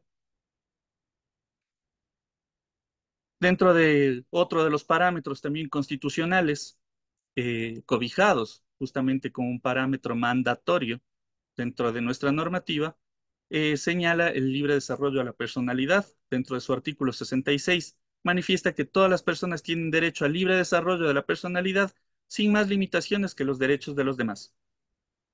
Así, ya la Corte Constitucional del Ecuador señala que se ha determinado este derecho y que es la facultad que tienen las personas para autodeterminarse, decidir sus propios fines y escoger los medios para alcanzarlo, siempre que se respeten los derechos de las otras personas. Aquí se hace un análisis exhaustivo respecto a la propia muerte, bajo la voluntad justo determinada de cada individuo, en el que no se están afectando derechos de otras personas. Es una autodecisión, una autodeterminación respecto a culminar la vida. La Corte Constitucional, en este caso, es clara y enfática y habla ya de que la lucha por la vida tiene que hacerse con el menor dolor posible, con la búsqueda de la paz, con la mejora de la calidad de vida durante la enfermedad y hasta la muerte y respetando la voluntad del paciente. Todo ello encaminado justamente a uno de los parámetros y a uno de los paraguas constitucionales que es el summa causa, el derecho al buen vivir. Y el derecho al buen vivir también encausado al derecho también de morir dignamente. Dentro de las disposiciones que se contemplan también, y a finales de estas dos, es justamente el derecho a la integridad personal. Todo ello tiene relación directa con el respeto a las diferentes personas en todas sus dimensiones. El derecho a morir y vivir dignamente también, como parámetro final, es el derecho a la inviolabilidad de la vida y el derecho a la vida digna. Así, el derecho a la integridad personal se señala también bajo este artículo, el artículo 66, que señala y reconoce dentro de uno de sus parámetros que el derecho a la integridad personal incluye la integridad física, la integridad psíquica, la integridad moral y la integridad sexual. Dentro de este parámetro corresponde mucho y se habla mucho dentro de la eutanasia respecto a la integridad física. Añado también la integridad psíquica, moral y sexual como uno de los componentes al ser uno solo el individuo y hacer uno solo el cuerpo doliente. El primero, como señalo, entra en las dimensiones del derecho a la integridad. La integridad física tiene que ver con el respeto al cuerpo, por el que no puede ser sometido a violencia física y de ello derivado a la conducta psíquica, moral y sexual. Las distinciones dependen de las circunstancias y de la intensidad de la afectación física, psicológica, moral o sexual. Y al final se señala que nada excluye que entre estos casos pueda aplicarse por estándares, eso sí, regido, señalado con parámetros delimitados, un proceso de muerte digna. El derecho a la integridad personal, la Corte Constitucional manifiesta y ratifica que imponer a una persona que soporte el sufrimiento intenso derivado de una enfermedad grave e incurable es inadmisible. Desde el punto de vista constitucional, le implica enfrentarla a un trato cruel, inhumano y degradante. Existe ya un avance justamente a la autodeterminación y a la decisión propia sobre los parámetros soberanos de decisión personal. Al final señala que suele quedar en últimas manos del sistema de salud y de las autoridades que definen lo que está prohibido mediante el uso del derecho penal. El paraguas justamente para decidir y definir la eutanasia debe ser regido dentro del derecho escrito. Estamos bajo un derecho sustantivo, debe delimitarse en este caso por parte de la Asamblea o en este caso la demanda de constitucionalidad, de inconstitucional bajo de un dictamen de la Corte Constitucional. Al final, el derecho a morir y vivir dignamente vamos a ver que ya la Corte Constitucional da márgenes de ejecución y da parámetros incluso de aceptación para la muerte digna. También corresponde a un articulado de la Constitución, como debe señalarse dentro de una demanda de inconstitucionalidad, que el derecho a la inviolabilidad de la vida y el derecho a la vida digna está establecido justo dentro de uno de los parámetros, que es el artículo 66. Se da dos dimensiones dentro de ello. Y aquí entra el debate, quizás la dimensión biológica sobre el respeto irrestricto a la vida, sobre el cuidar la vida como tal, sobre el protocolario de defender la vida sobre todas las cosas, pero también la dimensión de una vida digna. al entender que la vida también acarrea la muerte y que dentro de un parámetro justamente social, pues la vida se va delimitando. La Corte Constitucional en esto es clara y enfática. La lucha tiene que hacerse con el menor dolor posible, con la búsqueda de la paz, con la mejora de la calidad de la vida durante la enfermedad y hasta la muerte, y respetando la voluntad del paciente. Este es el paraguas y quizás el parámetro, justamente, y a continuación verán las ratificaciones de la Corte Constitucional. Dentro de sentencia 679/18 se señala que se ha reconocido a la muerte digna como parte del derecho a la vida y al más alto nivel del derecho a la salud, cuando expresamente ha determinado que la finalidad del disfrute del más alto nivel posible de salud contribuye a poner las condiciones dignas de vida y dignas de muerte por sobre la vida en circunstancias de padecimiento y miseria. Los parámetros son claros. El padecimiento justamente en condiciones de miseria, de desintegridad o de afectación, pues puede conducir justamente a no padecer una muerte digna. Existen exámenes de proporcionalidad dentro del dictamen de constitucionalidad que deben ser esgrimidos, deben ser señalados y que se entenderán dentro del dictamen que será emitido. Dentro del análisis de proporcionalidad, pues se podrá ver el principio del derecho penal mínimo, que es una de las conductas y es uno de los parámetros del articulado dentro del Código Orgánico Integral Penal, en donde se señala justo la proporcionalidad que debe existir, los mínimos que deben existir dentro de la ratificación de una pena como tal. El fin constitucionalmente válido se ratifica justamente que tenga un paraguas constitucional para la demanda de inconstitucionalidad o la inconstitucionalidad del artículo 144, que sea idóneo, que exista una necesidad y que sea proporcionalmente dicha. Al final, en el caso de que exista condiciones para la eutanasia, de que se ratifique justo bajo un dictamen de constitucionalidad y de que se dé paso a este, que será quizás un hito histórico justamente para el país, se declara y se solicita dentro de la demanda que las condiciones para que existan dentro de la eutanasia, pues deberá existir una declaración de consentimiento libre, informado e inequívoco para ejercer el derecho a morir dignamente.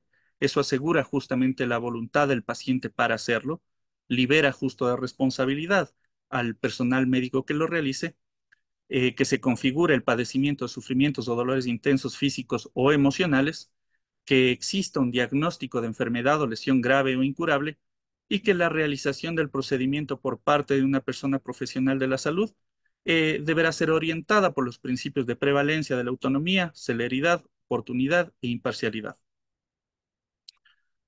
Al final, es importante recalcar que es un tema en extremo sensible. Existe todavía ambigüedad, lagunas jurídicas que deben señalarse, cerciorarse, manejarse de la forma más responsable. En cuanto estamos hablando de la vida de las personas, es importante recalcar que ningún caso es igual. Todos los casos deben ser delimitados de forma diferente, que no debe considerarse de ninguna forma un homicidio simple el caso de aunar, ayudar pues a una persona con una enfermedad incurable y pues la decisión en este caso y los procedimientos válidos médicos deberán ser colegidos de acuerdo a la naturaleza pues del articulado que se ha mencionado, realizado, manifestado justo desde el punto de vista técnico médico y en este caso con el aparataje jurídico. Les agradezco muchísimo y pues abierto a cualquier pregunta.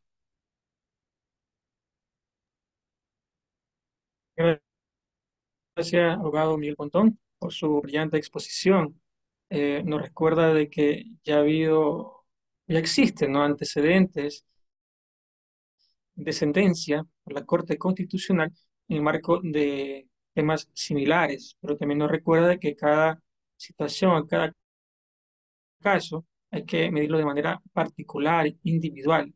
Sin embargo, existe una demanda, ¿no? Y se espera una resolución al final sobre el tema eutanasia en el Ecuador, que podría dar paso o no a la legalidad de la eutanasia. Si existe dentro de nuestros invitados alguna pregunta, estamos dispuestos a responderle por nuestros panelistas, o si alguien desea también participar, dar su comentario dentro del marco de la eutanasia, algo nuevo realmente para el país, aunque no para la historia, porque ya se ha hablado desde el inicio de los tiempos sobre el tema de la eutanasia.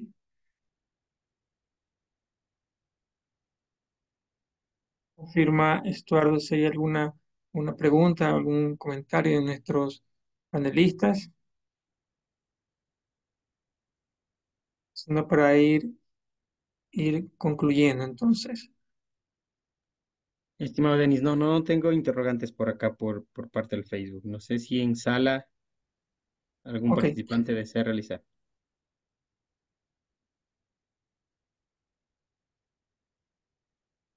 ok. Entonces,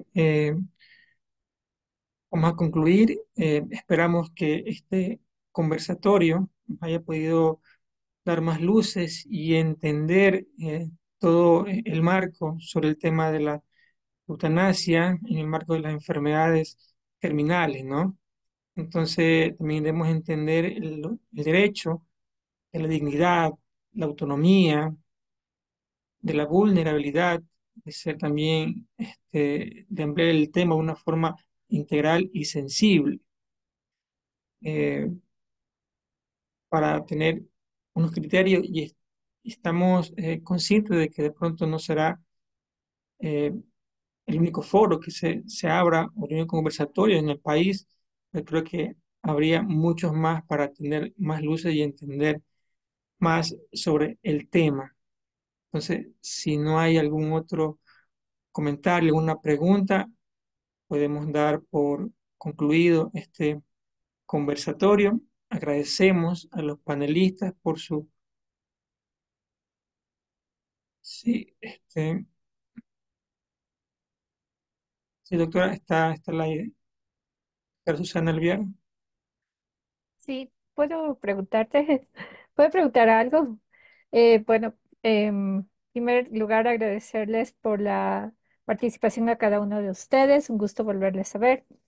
A mí me gustaría más bien plantear algo más práctico, como médicos de atención primaria, como médicos que hacen... Se le cerró el audio. Sí, ya.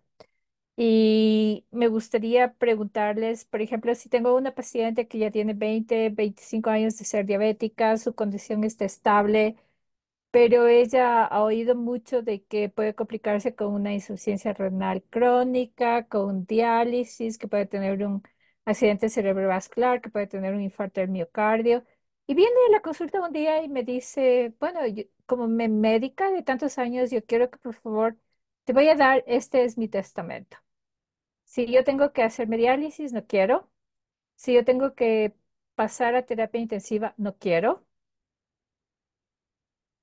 Así es que, ¿qué más hago?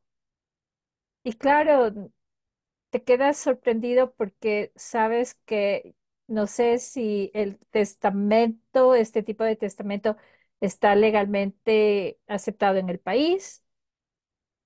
Tiene hijos, la paciente está consciente, está vital en este momento, tiene como 70 años, 75 años tal vez. ¿Qué haríamos? ¿No es cierto? Porque ella te entrega y te dice, póngame mi historia clínica. Y no es la única paciente, hay varios pacientes que lo hacen. Entonces sí me gustaría oír la opinión, el análisis de ustedes, desde el punto de vista legal, desde el punto de vista ético, desde el punto de vista médico, ¿no es cierto? Porque como médico yo digo, pero si hace una insuficiencia renal y le ponemos en diálisis, puede tener una vida aceptable. No es que es una vida que se termina, pero ese es como alguien decía de ustedes desde mi punto de vista. Entonces sí me gustaría, por favor, que lo comenten.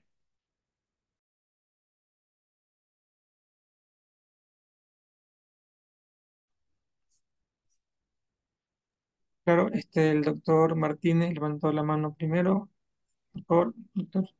Gracias, un gusto verte, Susana, otra vez a los tiempos. Sí.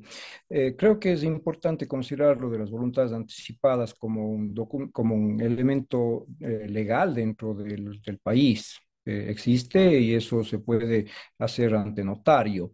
Hay un poco el asunto que tiene que tratarse lo más explícitamente posible y saber que no es algo que está escrito en piedra. Me explico. Si yo hoy digo quiero que no me conecten y mañana tengo una neumonía severa y me dice, hombre, tienes que ir a ventilador. Y bueno, no, no, sí, sí. Oye, pero dijiste antes que no, sí, pero puedo cambiar de opinión. Entonces, creo que las voluntades anticipadas son importantes de tomarlas y creo que es una de las cosas que los médicos de familia debemos fomentar hacia los pacientes, decir, hombre, tome la decisión cuando usted esté bien.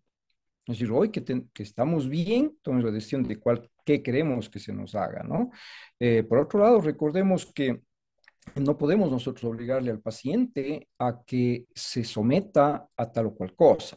Si uno tiene que explicarle los beneficios y los riesgos, decirle, mire señora, usted necesita hacerse la diálisis, va a suceder esto, de más allá, es que no lo hace, pero es su decisión si es que ella desea no hacerse la diálisis. Eso no es eutanasia, tú no le estás matando, ella no está queriendo morir, ¿sí? Así es que no va por el lado de eutanasia. Yo creo que las voluntades anticipadas son algo que debemos tratar de fomentar mucho y en este caso yo creo que la paciente tiene la autonomía de tomar su decisión. ¿Quiere operarse? ¿No quiere operarse? ¿Quiere hacerse la quimio? ¿Quiere no hacerse la quimio? Es su decisión. No podemos obligarla.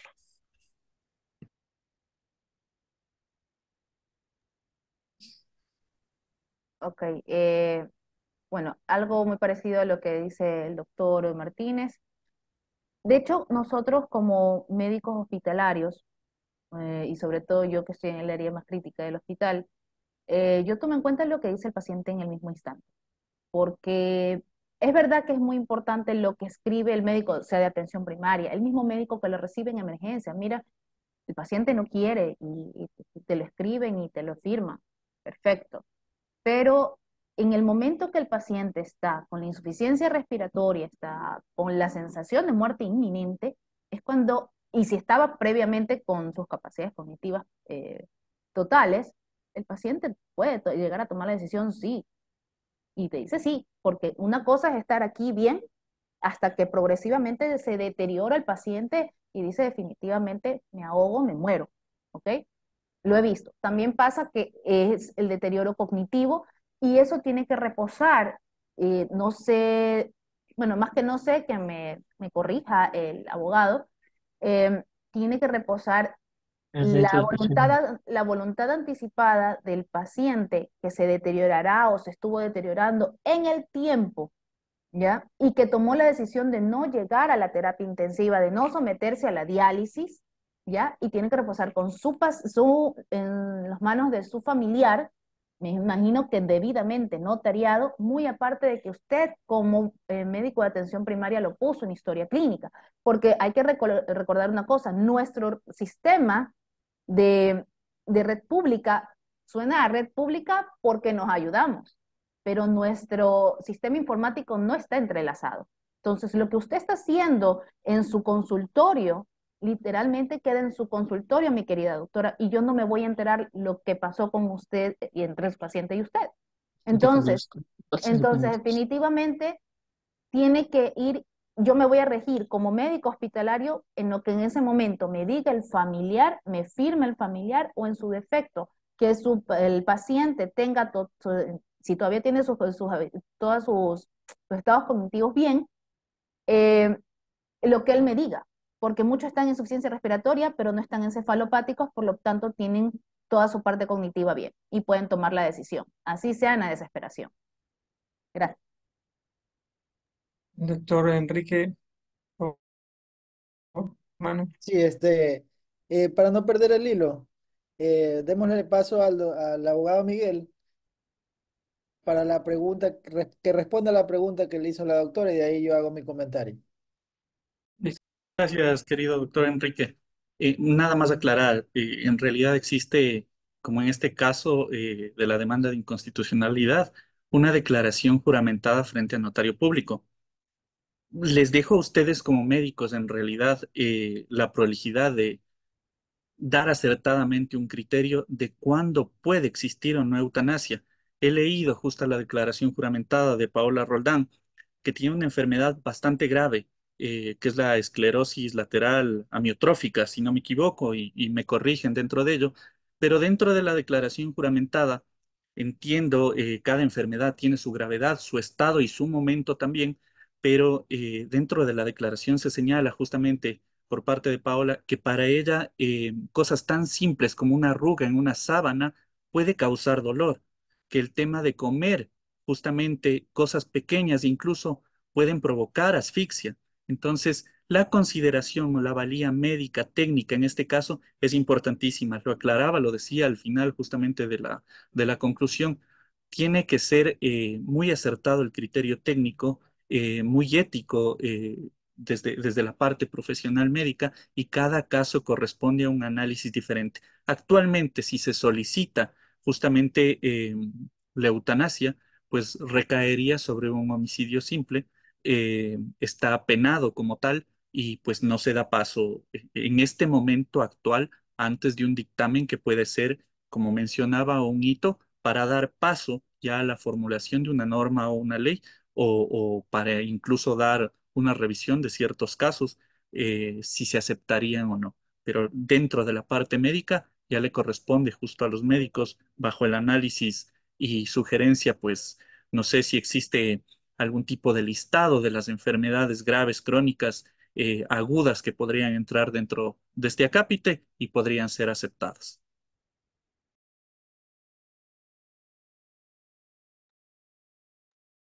Bueno, en cuanto a la enfermedad de la chica específicamente, a ver, bueno, el primero ya es muy mediático, ¿no? La situación y ahí pesan muchísimas cosas más.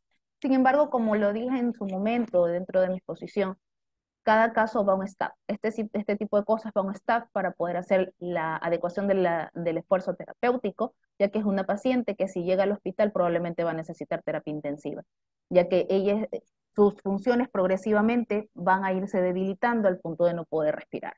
Entonces, ¿qué es lo que vamos a analizar ahí? Es el hecho de si lo que yo estoy haciendo es una obstinación terapéutica o bien estoy dando una terapia o una terapéutica que la va a llevar por lo menos a seguir con una vida digna. De hecho, ella ya no se siente tan digna al pedir morir. Entonces, si yo le voy en realidad no sé si ella ya está con traqueostomía, no estoy muy segura de eso, pero si la paciente está con traqueostomía, eso es fácil, la conecto al ventilador y se acabó el problema. Pero hay muchas cosas más allá de la traqueostomía y muchas cosas invasivas a las que ella va a ser sometida y si ella realmente quiere aquello. Haciéndolo un poco más fácil, esto tiene que ir a un staff, estos no son temas fáciles en donde una sola persona puede llevar el peso de si darle todo o darle lo necesario, ¿ok? Empezando porque ella mismo pide ya no vivir más. Y eso se llama principio de autonomía.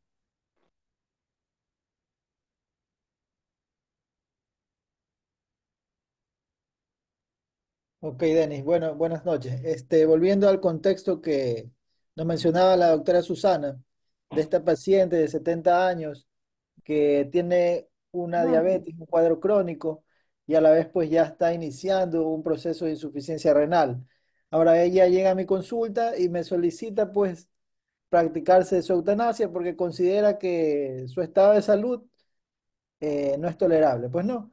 Bueno, tenemos que ubicarnos en el caso, puede ser una paciente que llega a primer nivel con el médico familiar.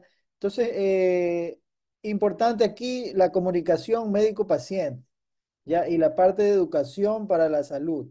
Explicarle a la paciente que su enfermedad todavía existen, pues, métodos terapéuticos que van a mejorar su calidad de vida.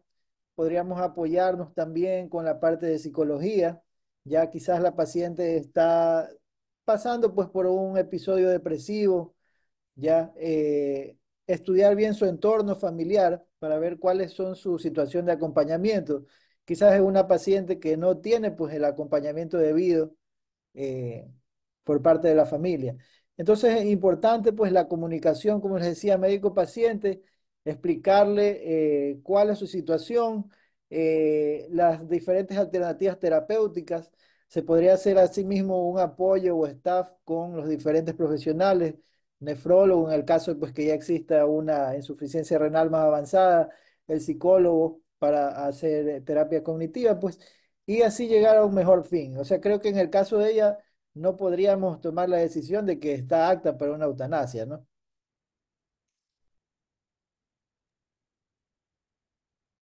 Muchas gracias. Y solo para completar una inquietud más, es mucho más fácil manejar todos estos casos complejos a nivel hospitalario, porque inclusive tenemos los comités de éticas hospitalarios de asistencia. Pero, ¿qué pasa con los médicos como nosotros? O sea, eh, ¿dónde referimos este tipo de casos cuando tenemos que aceptar un planteamiento difícil de un paciente? Ese gran vacío que hay en el sistema de salud, aparte de otros más, o sea, yo creo que sí es importante que desde los médicos de familia planteemos. Y no sé si es que Pedro, ¿tienes alguna idea de cómo canalizar? Porque alguna vez que yo pregunté esto, me dijeron, tienes que acercarte al hospital más cercano. Yo dije, no, no es el rol del hospital que me va a solucionar un problema comunitario. Entonces, yo creo que es por eso se vuelve mucho más complejo y creo que dejamos pasar muchas cosas por alto. O sea, temas importantes como esto no los discutimos a fondo, no lo aprendemos, no tenemos cómo canalizar adecuadamente a un paciente, porque va a llegar al hospital y a lo mejor va a pasar lo que la doctora nos decía, o sea, nosotros conocemos que no quiere, pero ella en ese momento dice que sí quiere, o los familiares, porque ni siquiera la paciente o el paciente, sino que los familiares son los que presionan porque se haga todo. Entonces hay esa desconexión, ese mundo, ¿no? Entonces, solo como una inquietud. Gracias, Susana. Sí, creo que hay que considerar cuando menos las siguientes cosas. Otra vez una cuestión cultural, ¿no? Es decir, ¿dónde queda la autonomía de la paciente? Pues ella está en su sano juicio y en su absolutamente conciencia. ¿Qué hacemos habitualmente los médicos aquí? Primero le decimos a la mamá, al hijo, al hermano, al parido, al primo, al vecino, lo que le está pasando al paciente antes de decirle al paciente. Entonces, hay que tener muy clara esa situación de la autonomía real y vivida y practicada por los pacientes. ¿Sí? Eso creo que es importante decir. Es decir, un poco como dijo la doctora, el rato que llega una paciente que esté con insuficiencia respiratoria y yo le digo al hijo, oiga, ¿quiere que le intubemos? No, el hijo no puede decidir que me intuben a mí, porque no es de esa, perdón.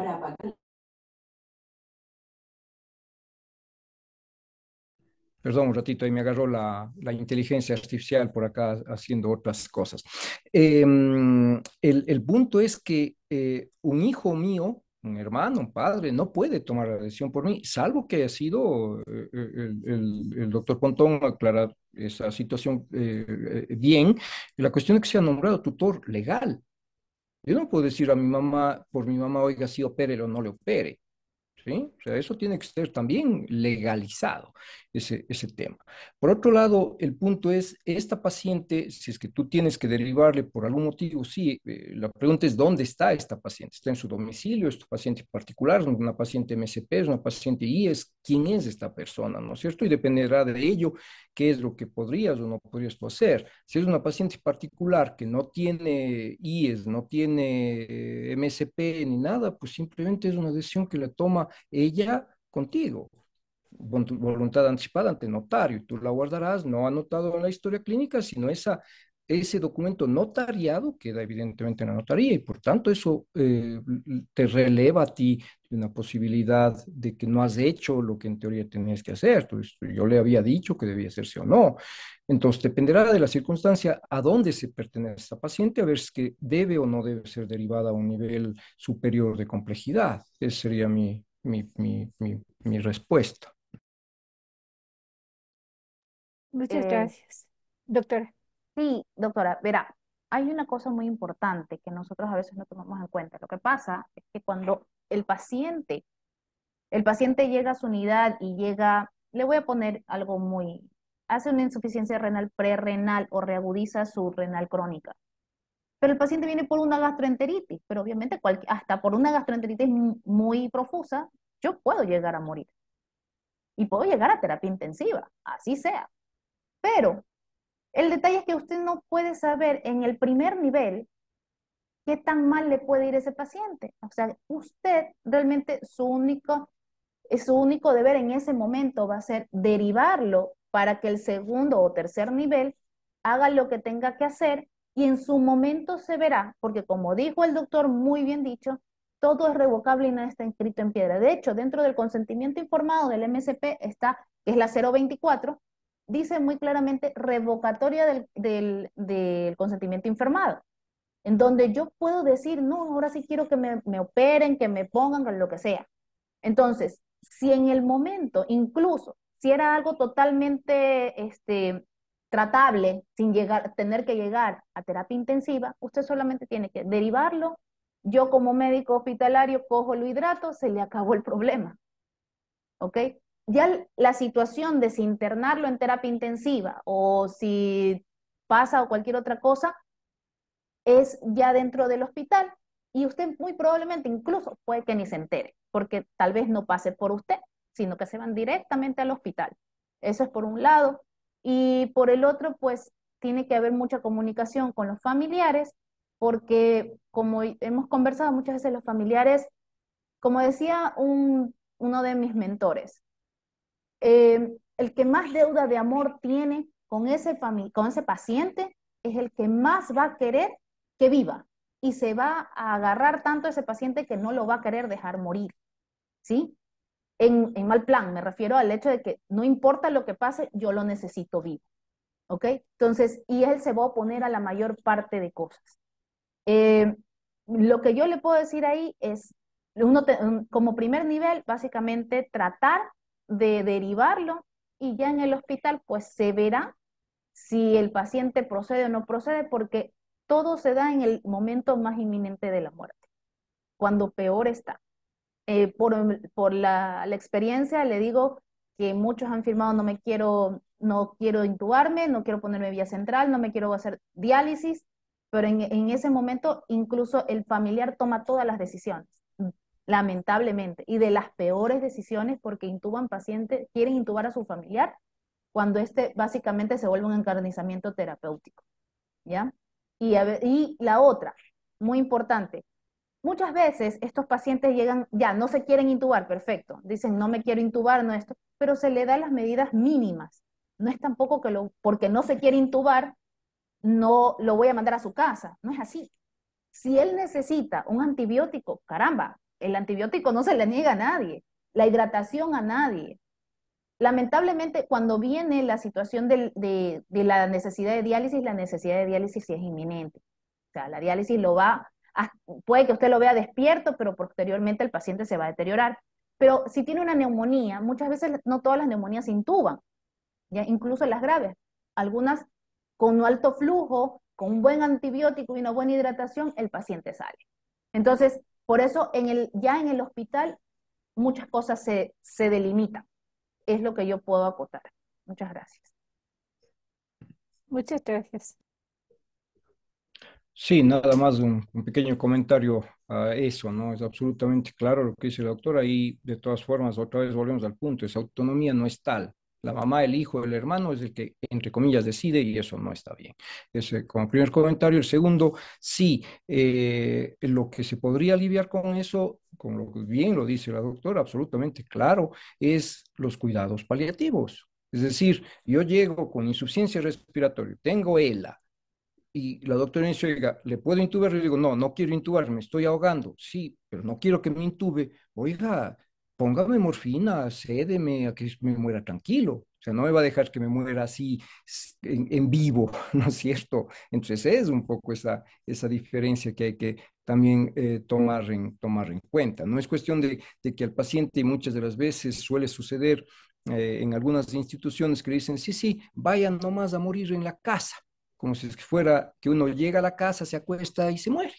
No, la muerte causa sufrimiento y es dura y para ello están los cuidados paliativos, para aliviar ese sufrimiento en los últimos momentos.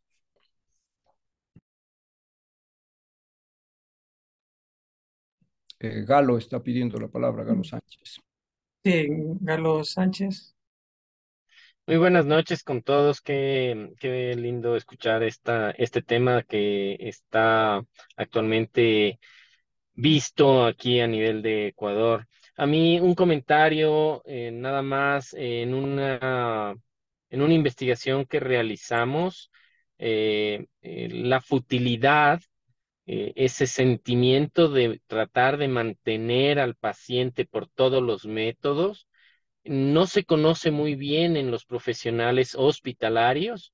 eh, de acuerdo al estudio que se realizó, todavía no está bien definido hasta dónde el médico debe llegar a cuidar a esos pacientes que probablemente están en un estado terminal o probablemente nosotros no tengamos que nada más que ofrecer o probablemente los familiares desean mantener vivo a un familiar que ya no tiene ningún buen pronóstico.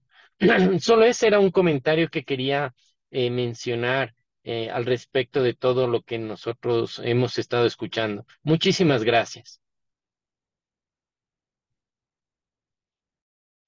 Bueno, yo podría también aportar algo, ¿no? Actualmente existen las referencias inversas de un nivel superior al primer nivel para pacientes de cuidados paliativos, ¿no?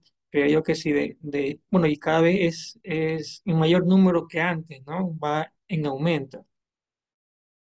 Creo yo que si saldría, no se legalizaría el tema de la eutanasia, bueno, se tendría que sí o sí crear también una guía de prácticas como los tienen ya otros países, una normativa, algo que aterrice realmente y proteja sí o sí a los profesionales de la salud, a las familias también, ¿no? Porque es una decisión muy, muy, muy compleja. Y también ¿quiénes serían, ¿no? ¿Quiénes serían los actores que participarían? ¿Sería a nivel, o qué nivel participaría más? ¿El nivel hospitalario, el nivel primario? Diría yo que abriría otro abanico más en caso llegara mi... Con ánimo a equivocarme, justo me meto en un tema quizás médico. Dentro de la solicitud a la demanda, se solicita que se practique justo la eutanasia y en el caso de no existir un procedimiento, pues se derive al protocolo de la aplicación del procedimiento de eutanasia en Colombia. Creo que muchos de los temas que se han abierto dentro de este debate pueden ser sugeridos y respondidos con el protocolo. No sé si podría compartir pantalla en este momento para mostrarles quizás los parámetros eh, que se sugieren dentro de Colombia y creo que van a dar posibilidad de un entendimiento quizás un poquito más claro de cómo ha procedido la medicina colombiana. En este caso, sé que se regulará quizás de forma diferente acá en el país, pero dentro de la región puede ser un comparativo que puede ayudar.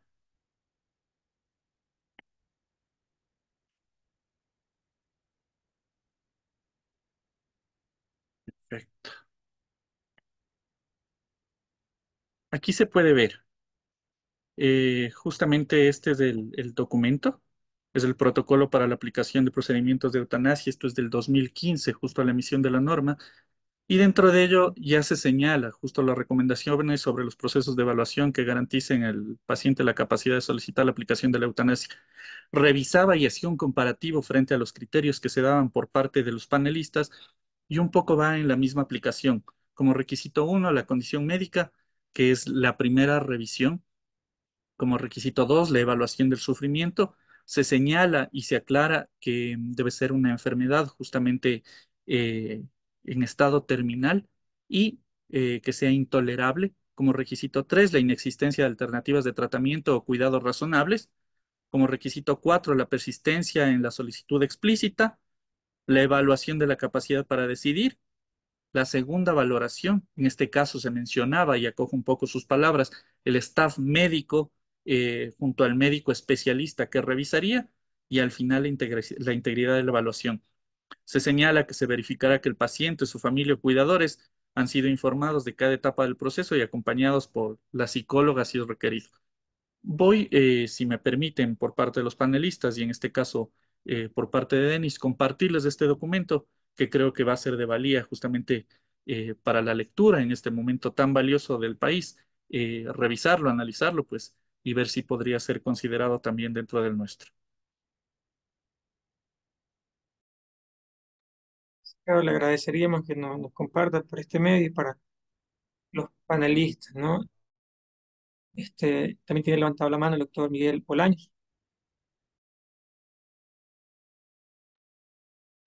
Buenas noches con todos los panelistas, también a quienes han realizado esta gran exposición y a quienes han organizado. Una pregunta tengo. En el caso de que los pacientes ya han realizado sus decisiones anticipadas, estas simplemente con el archivo en notaría, ¿sí? Refrendado en este caso.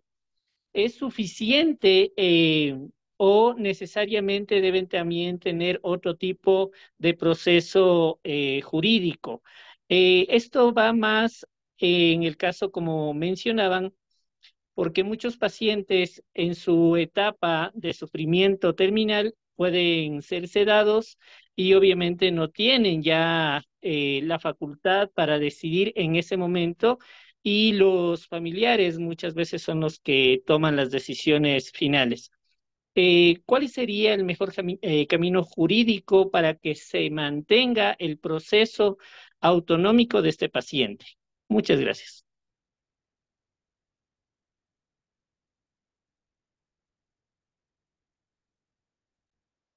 Creo que va para mí la pregunta. Sí, se hablaba justamente y se señalaba que estamos comenzando con una demanda de inconstitucionalidad a un artículo que es el 144 como homicidio simple. No existe todavía parámetros dentro del país o un protocolo como el que se ha señalado y del que estamos creando muchísimas dudas todavía que delimiten justo los requisitos, los señalamientos, las necesidades que van a requerir los casos. Veía y revisaba un poco el protocolo, que ya es un tema, como digo, técnico-médico, que será basado quizás en lo jurídico de forma posterior, pero por ahora se solicita y se requiere una declaración juramentada en donde se señala por todo el medio político, social que ha pasado el caso Paola Roldán, en el que se señala todo el tema de sufrimiento, la voluntad también para la presentación de la demanda, en donde ha podido hacerlo directamente ella, ha sido el requisito necesario para esta demanda. Para el protocolo y la aplicación hay ciertos parámetros, como mencionaba, leía, que deben pasar justamente por señalar qué tipo de enfermedad es, si es una enfermedad crónica, si es una enfermedad, ahí sabrán corregirme, grave, aguda, si se necesita en este caso la voluntad de la persona, deberá existir la voluntad de la persona para solicitar un proceso de eutanasia. Frente a eso va justo los requisitos constitucionales que se están demandando. Eh, y al final, pues la revisión por parte de un staff médico, lo leíamos al final también, la voluntad, en este caso, más que la voluntad, el ánimo de comunicar justo a sus parientes y pues al final, pues la aplicación de la eutanasia. Como digo, todo caso es distinto, diferente y ahí entrará pues los pronósticos que refiere, en este caso, un médico especialista o un staff que pueda dar un criterio respecto así se puede o no aplicar. Pero es especulativo lo que estoy señalando. Debe existir un protocolo de aplicación. En este caso, la declaración juramentada es el instrumento que valida un poco la demanda. Yo quería contar una cosa que creo que nos estamos olvidando un poquito. Sí, y como dentro de los criterios de la enfermedad terminal, es que el paciente primero, que la enfermedad esté muy avanzada, ya haya pasado por todos los estadios, que haya tenido todas las líneas de tratamiento, ¿ok? Por eso mi querida doctora, dentro de lo que usted preguntó, que el paciente no quiere que se le intube, no quiere que esto, y que porque ella es diabética, no es tan fácil, porque ella para poder pedir, una cosa es decir, yo no quiero que me intube, y otra cosa es decir, estoy en fase final de vida y por eso yo ya no quiero vivir. Son dos cosas muy distintas, ¿ok? Porque una cosa es la eutanasia pasiva, en donde yo no hago todo lo que tengo que hacer como médico para poderle salvar la vida, y otra cosa es esta eutanasia de la que estamos hablando, que es mantener la dignidad del paciente y ayudarlo a bien morir. Son dos cosas muy distintas, creo yo, porque en la una de ellas todavía tiene mucho por vivir con todo lo que se puede hacer, y que por inmunodepresión, por cualquier cosa, hizo una neumonía. Eso, como le dije, es totalmente tratable, así vaya a terapia intensiva. Ella puede salir y seguir siendo incluso productiva en la sociedad. ¿Por qué? Porque la hemodiálisis, si bien es muy tediosa, por decirle, es un paciente que sigue siendo autónomo, no está encamado. En el estadio 5, el hepatópata crónico en el último estadio, ¿ok? Perfecto, son pacientes que llegan a estar encamados, que ya no son productivos incluso a la sociedad y todo, y ya son dependientes y pierden autonomía y se vuelven muy frágiles. Ese es un paciente que iría para eutanasia o que podría pedir eutanasia, porque recuerden que tiene que ser verificada la enfermedad terminal.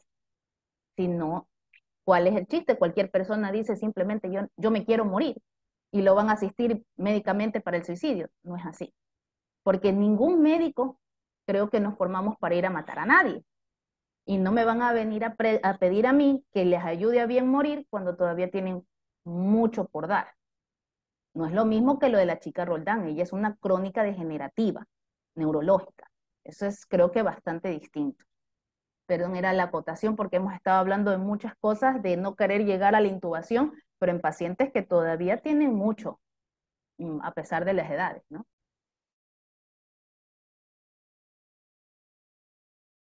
Listo, doctora Susana Alvear, de pronto algo para complementar a este conversatorio. De mi parte y como presidente de la Sociedad Ecuatoriana de Medicina Familiar, agradecer a la filial Litoral por la organización de este evento, que creo que es un tema trascendental, fundamental, para que todos los médicos tengamos un poco más de educación, de saber por dónde guiar, de por dónde tomar decisiones. Sabemos que son difíciles, pero creo que estos eventos nos ayudan a pensar más. Em, y solamente invitarles a nuestro próximo seminario de aquí a un mes. Aparentemente vamos a trabajar sobre cómo hacer una publicación científica, y eso va a estar a cargo de Quito en esta vez, y les debemos de comunicar con anticipación la fecha y la hora. El próximo seminario tendrá la presentación también de la revista científica Salud Rural, que está a cargo de algunos médicos familiares, para que ustedes conozcan que hay esta posibilidad para que se publiquen los artículos. Eso de mi parte, agradecerles inmensamente por la Sociedad Ecuatoriana de Medicina Familiar, a a la filial Litoral por hacer este evento posible. Y muchas gracias a todos los participantes. Gracias, Pedro. Gracias, doctora. Gracias, señor abogado. Muchas gracias por todo el conocimiento que ustedes han presentado. Y gracias, doctor Kimi, por poder hacer esta coordinación. Muchas gracias a todos. Nos damos Muchas por terminar el conversatorio. Gracias a todos y hasta una próxima ocasión. gracias. Buenas noches. Buenas noches. Buenas noches, Muchísimas muchas gracias a gracias. todos. Que Gracias. tengan buena noche.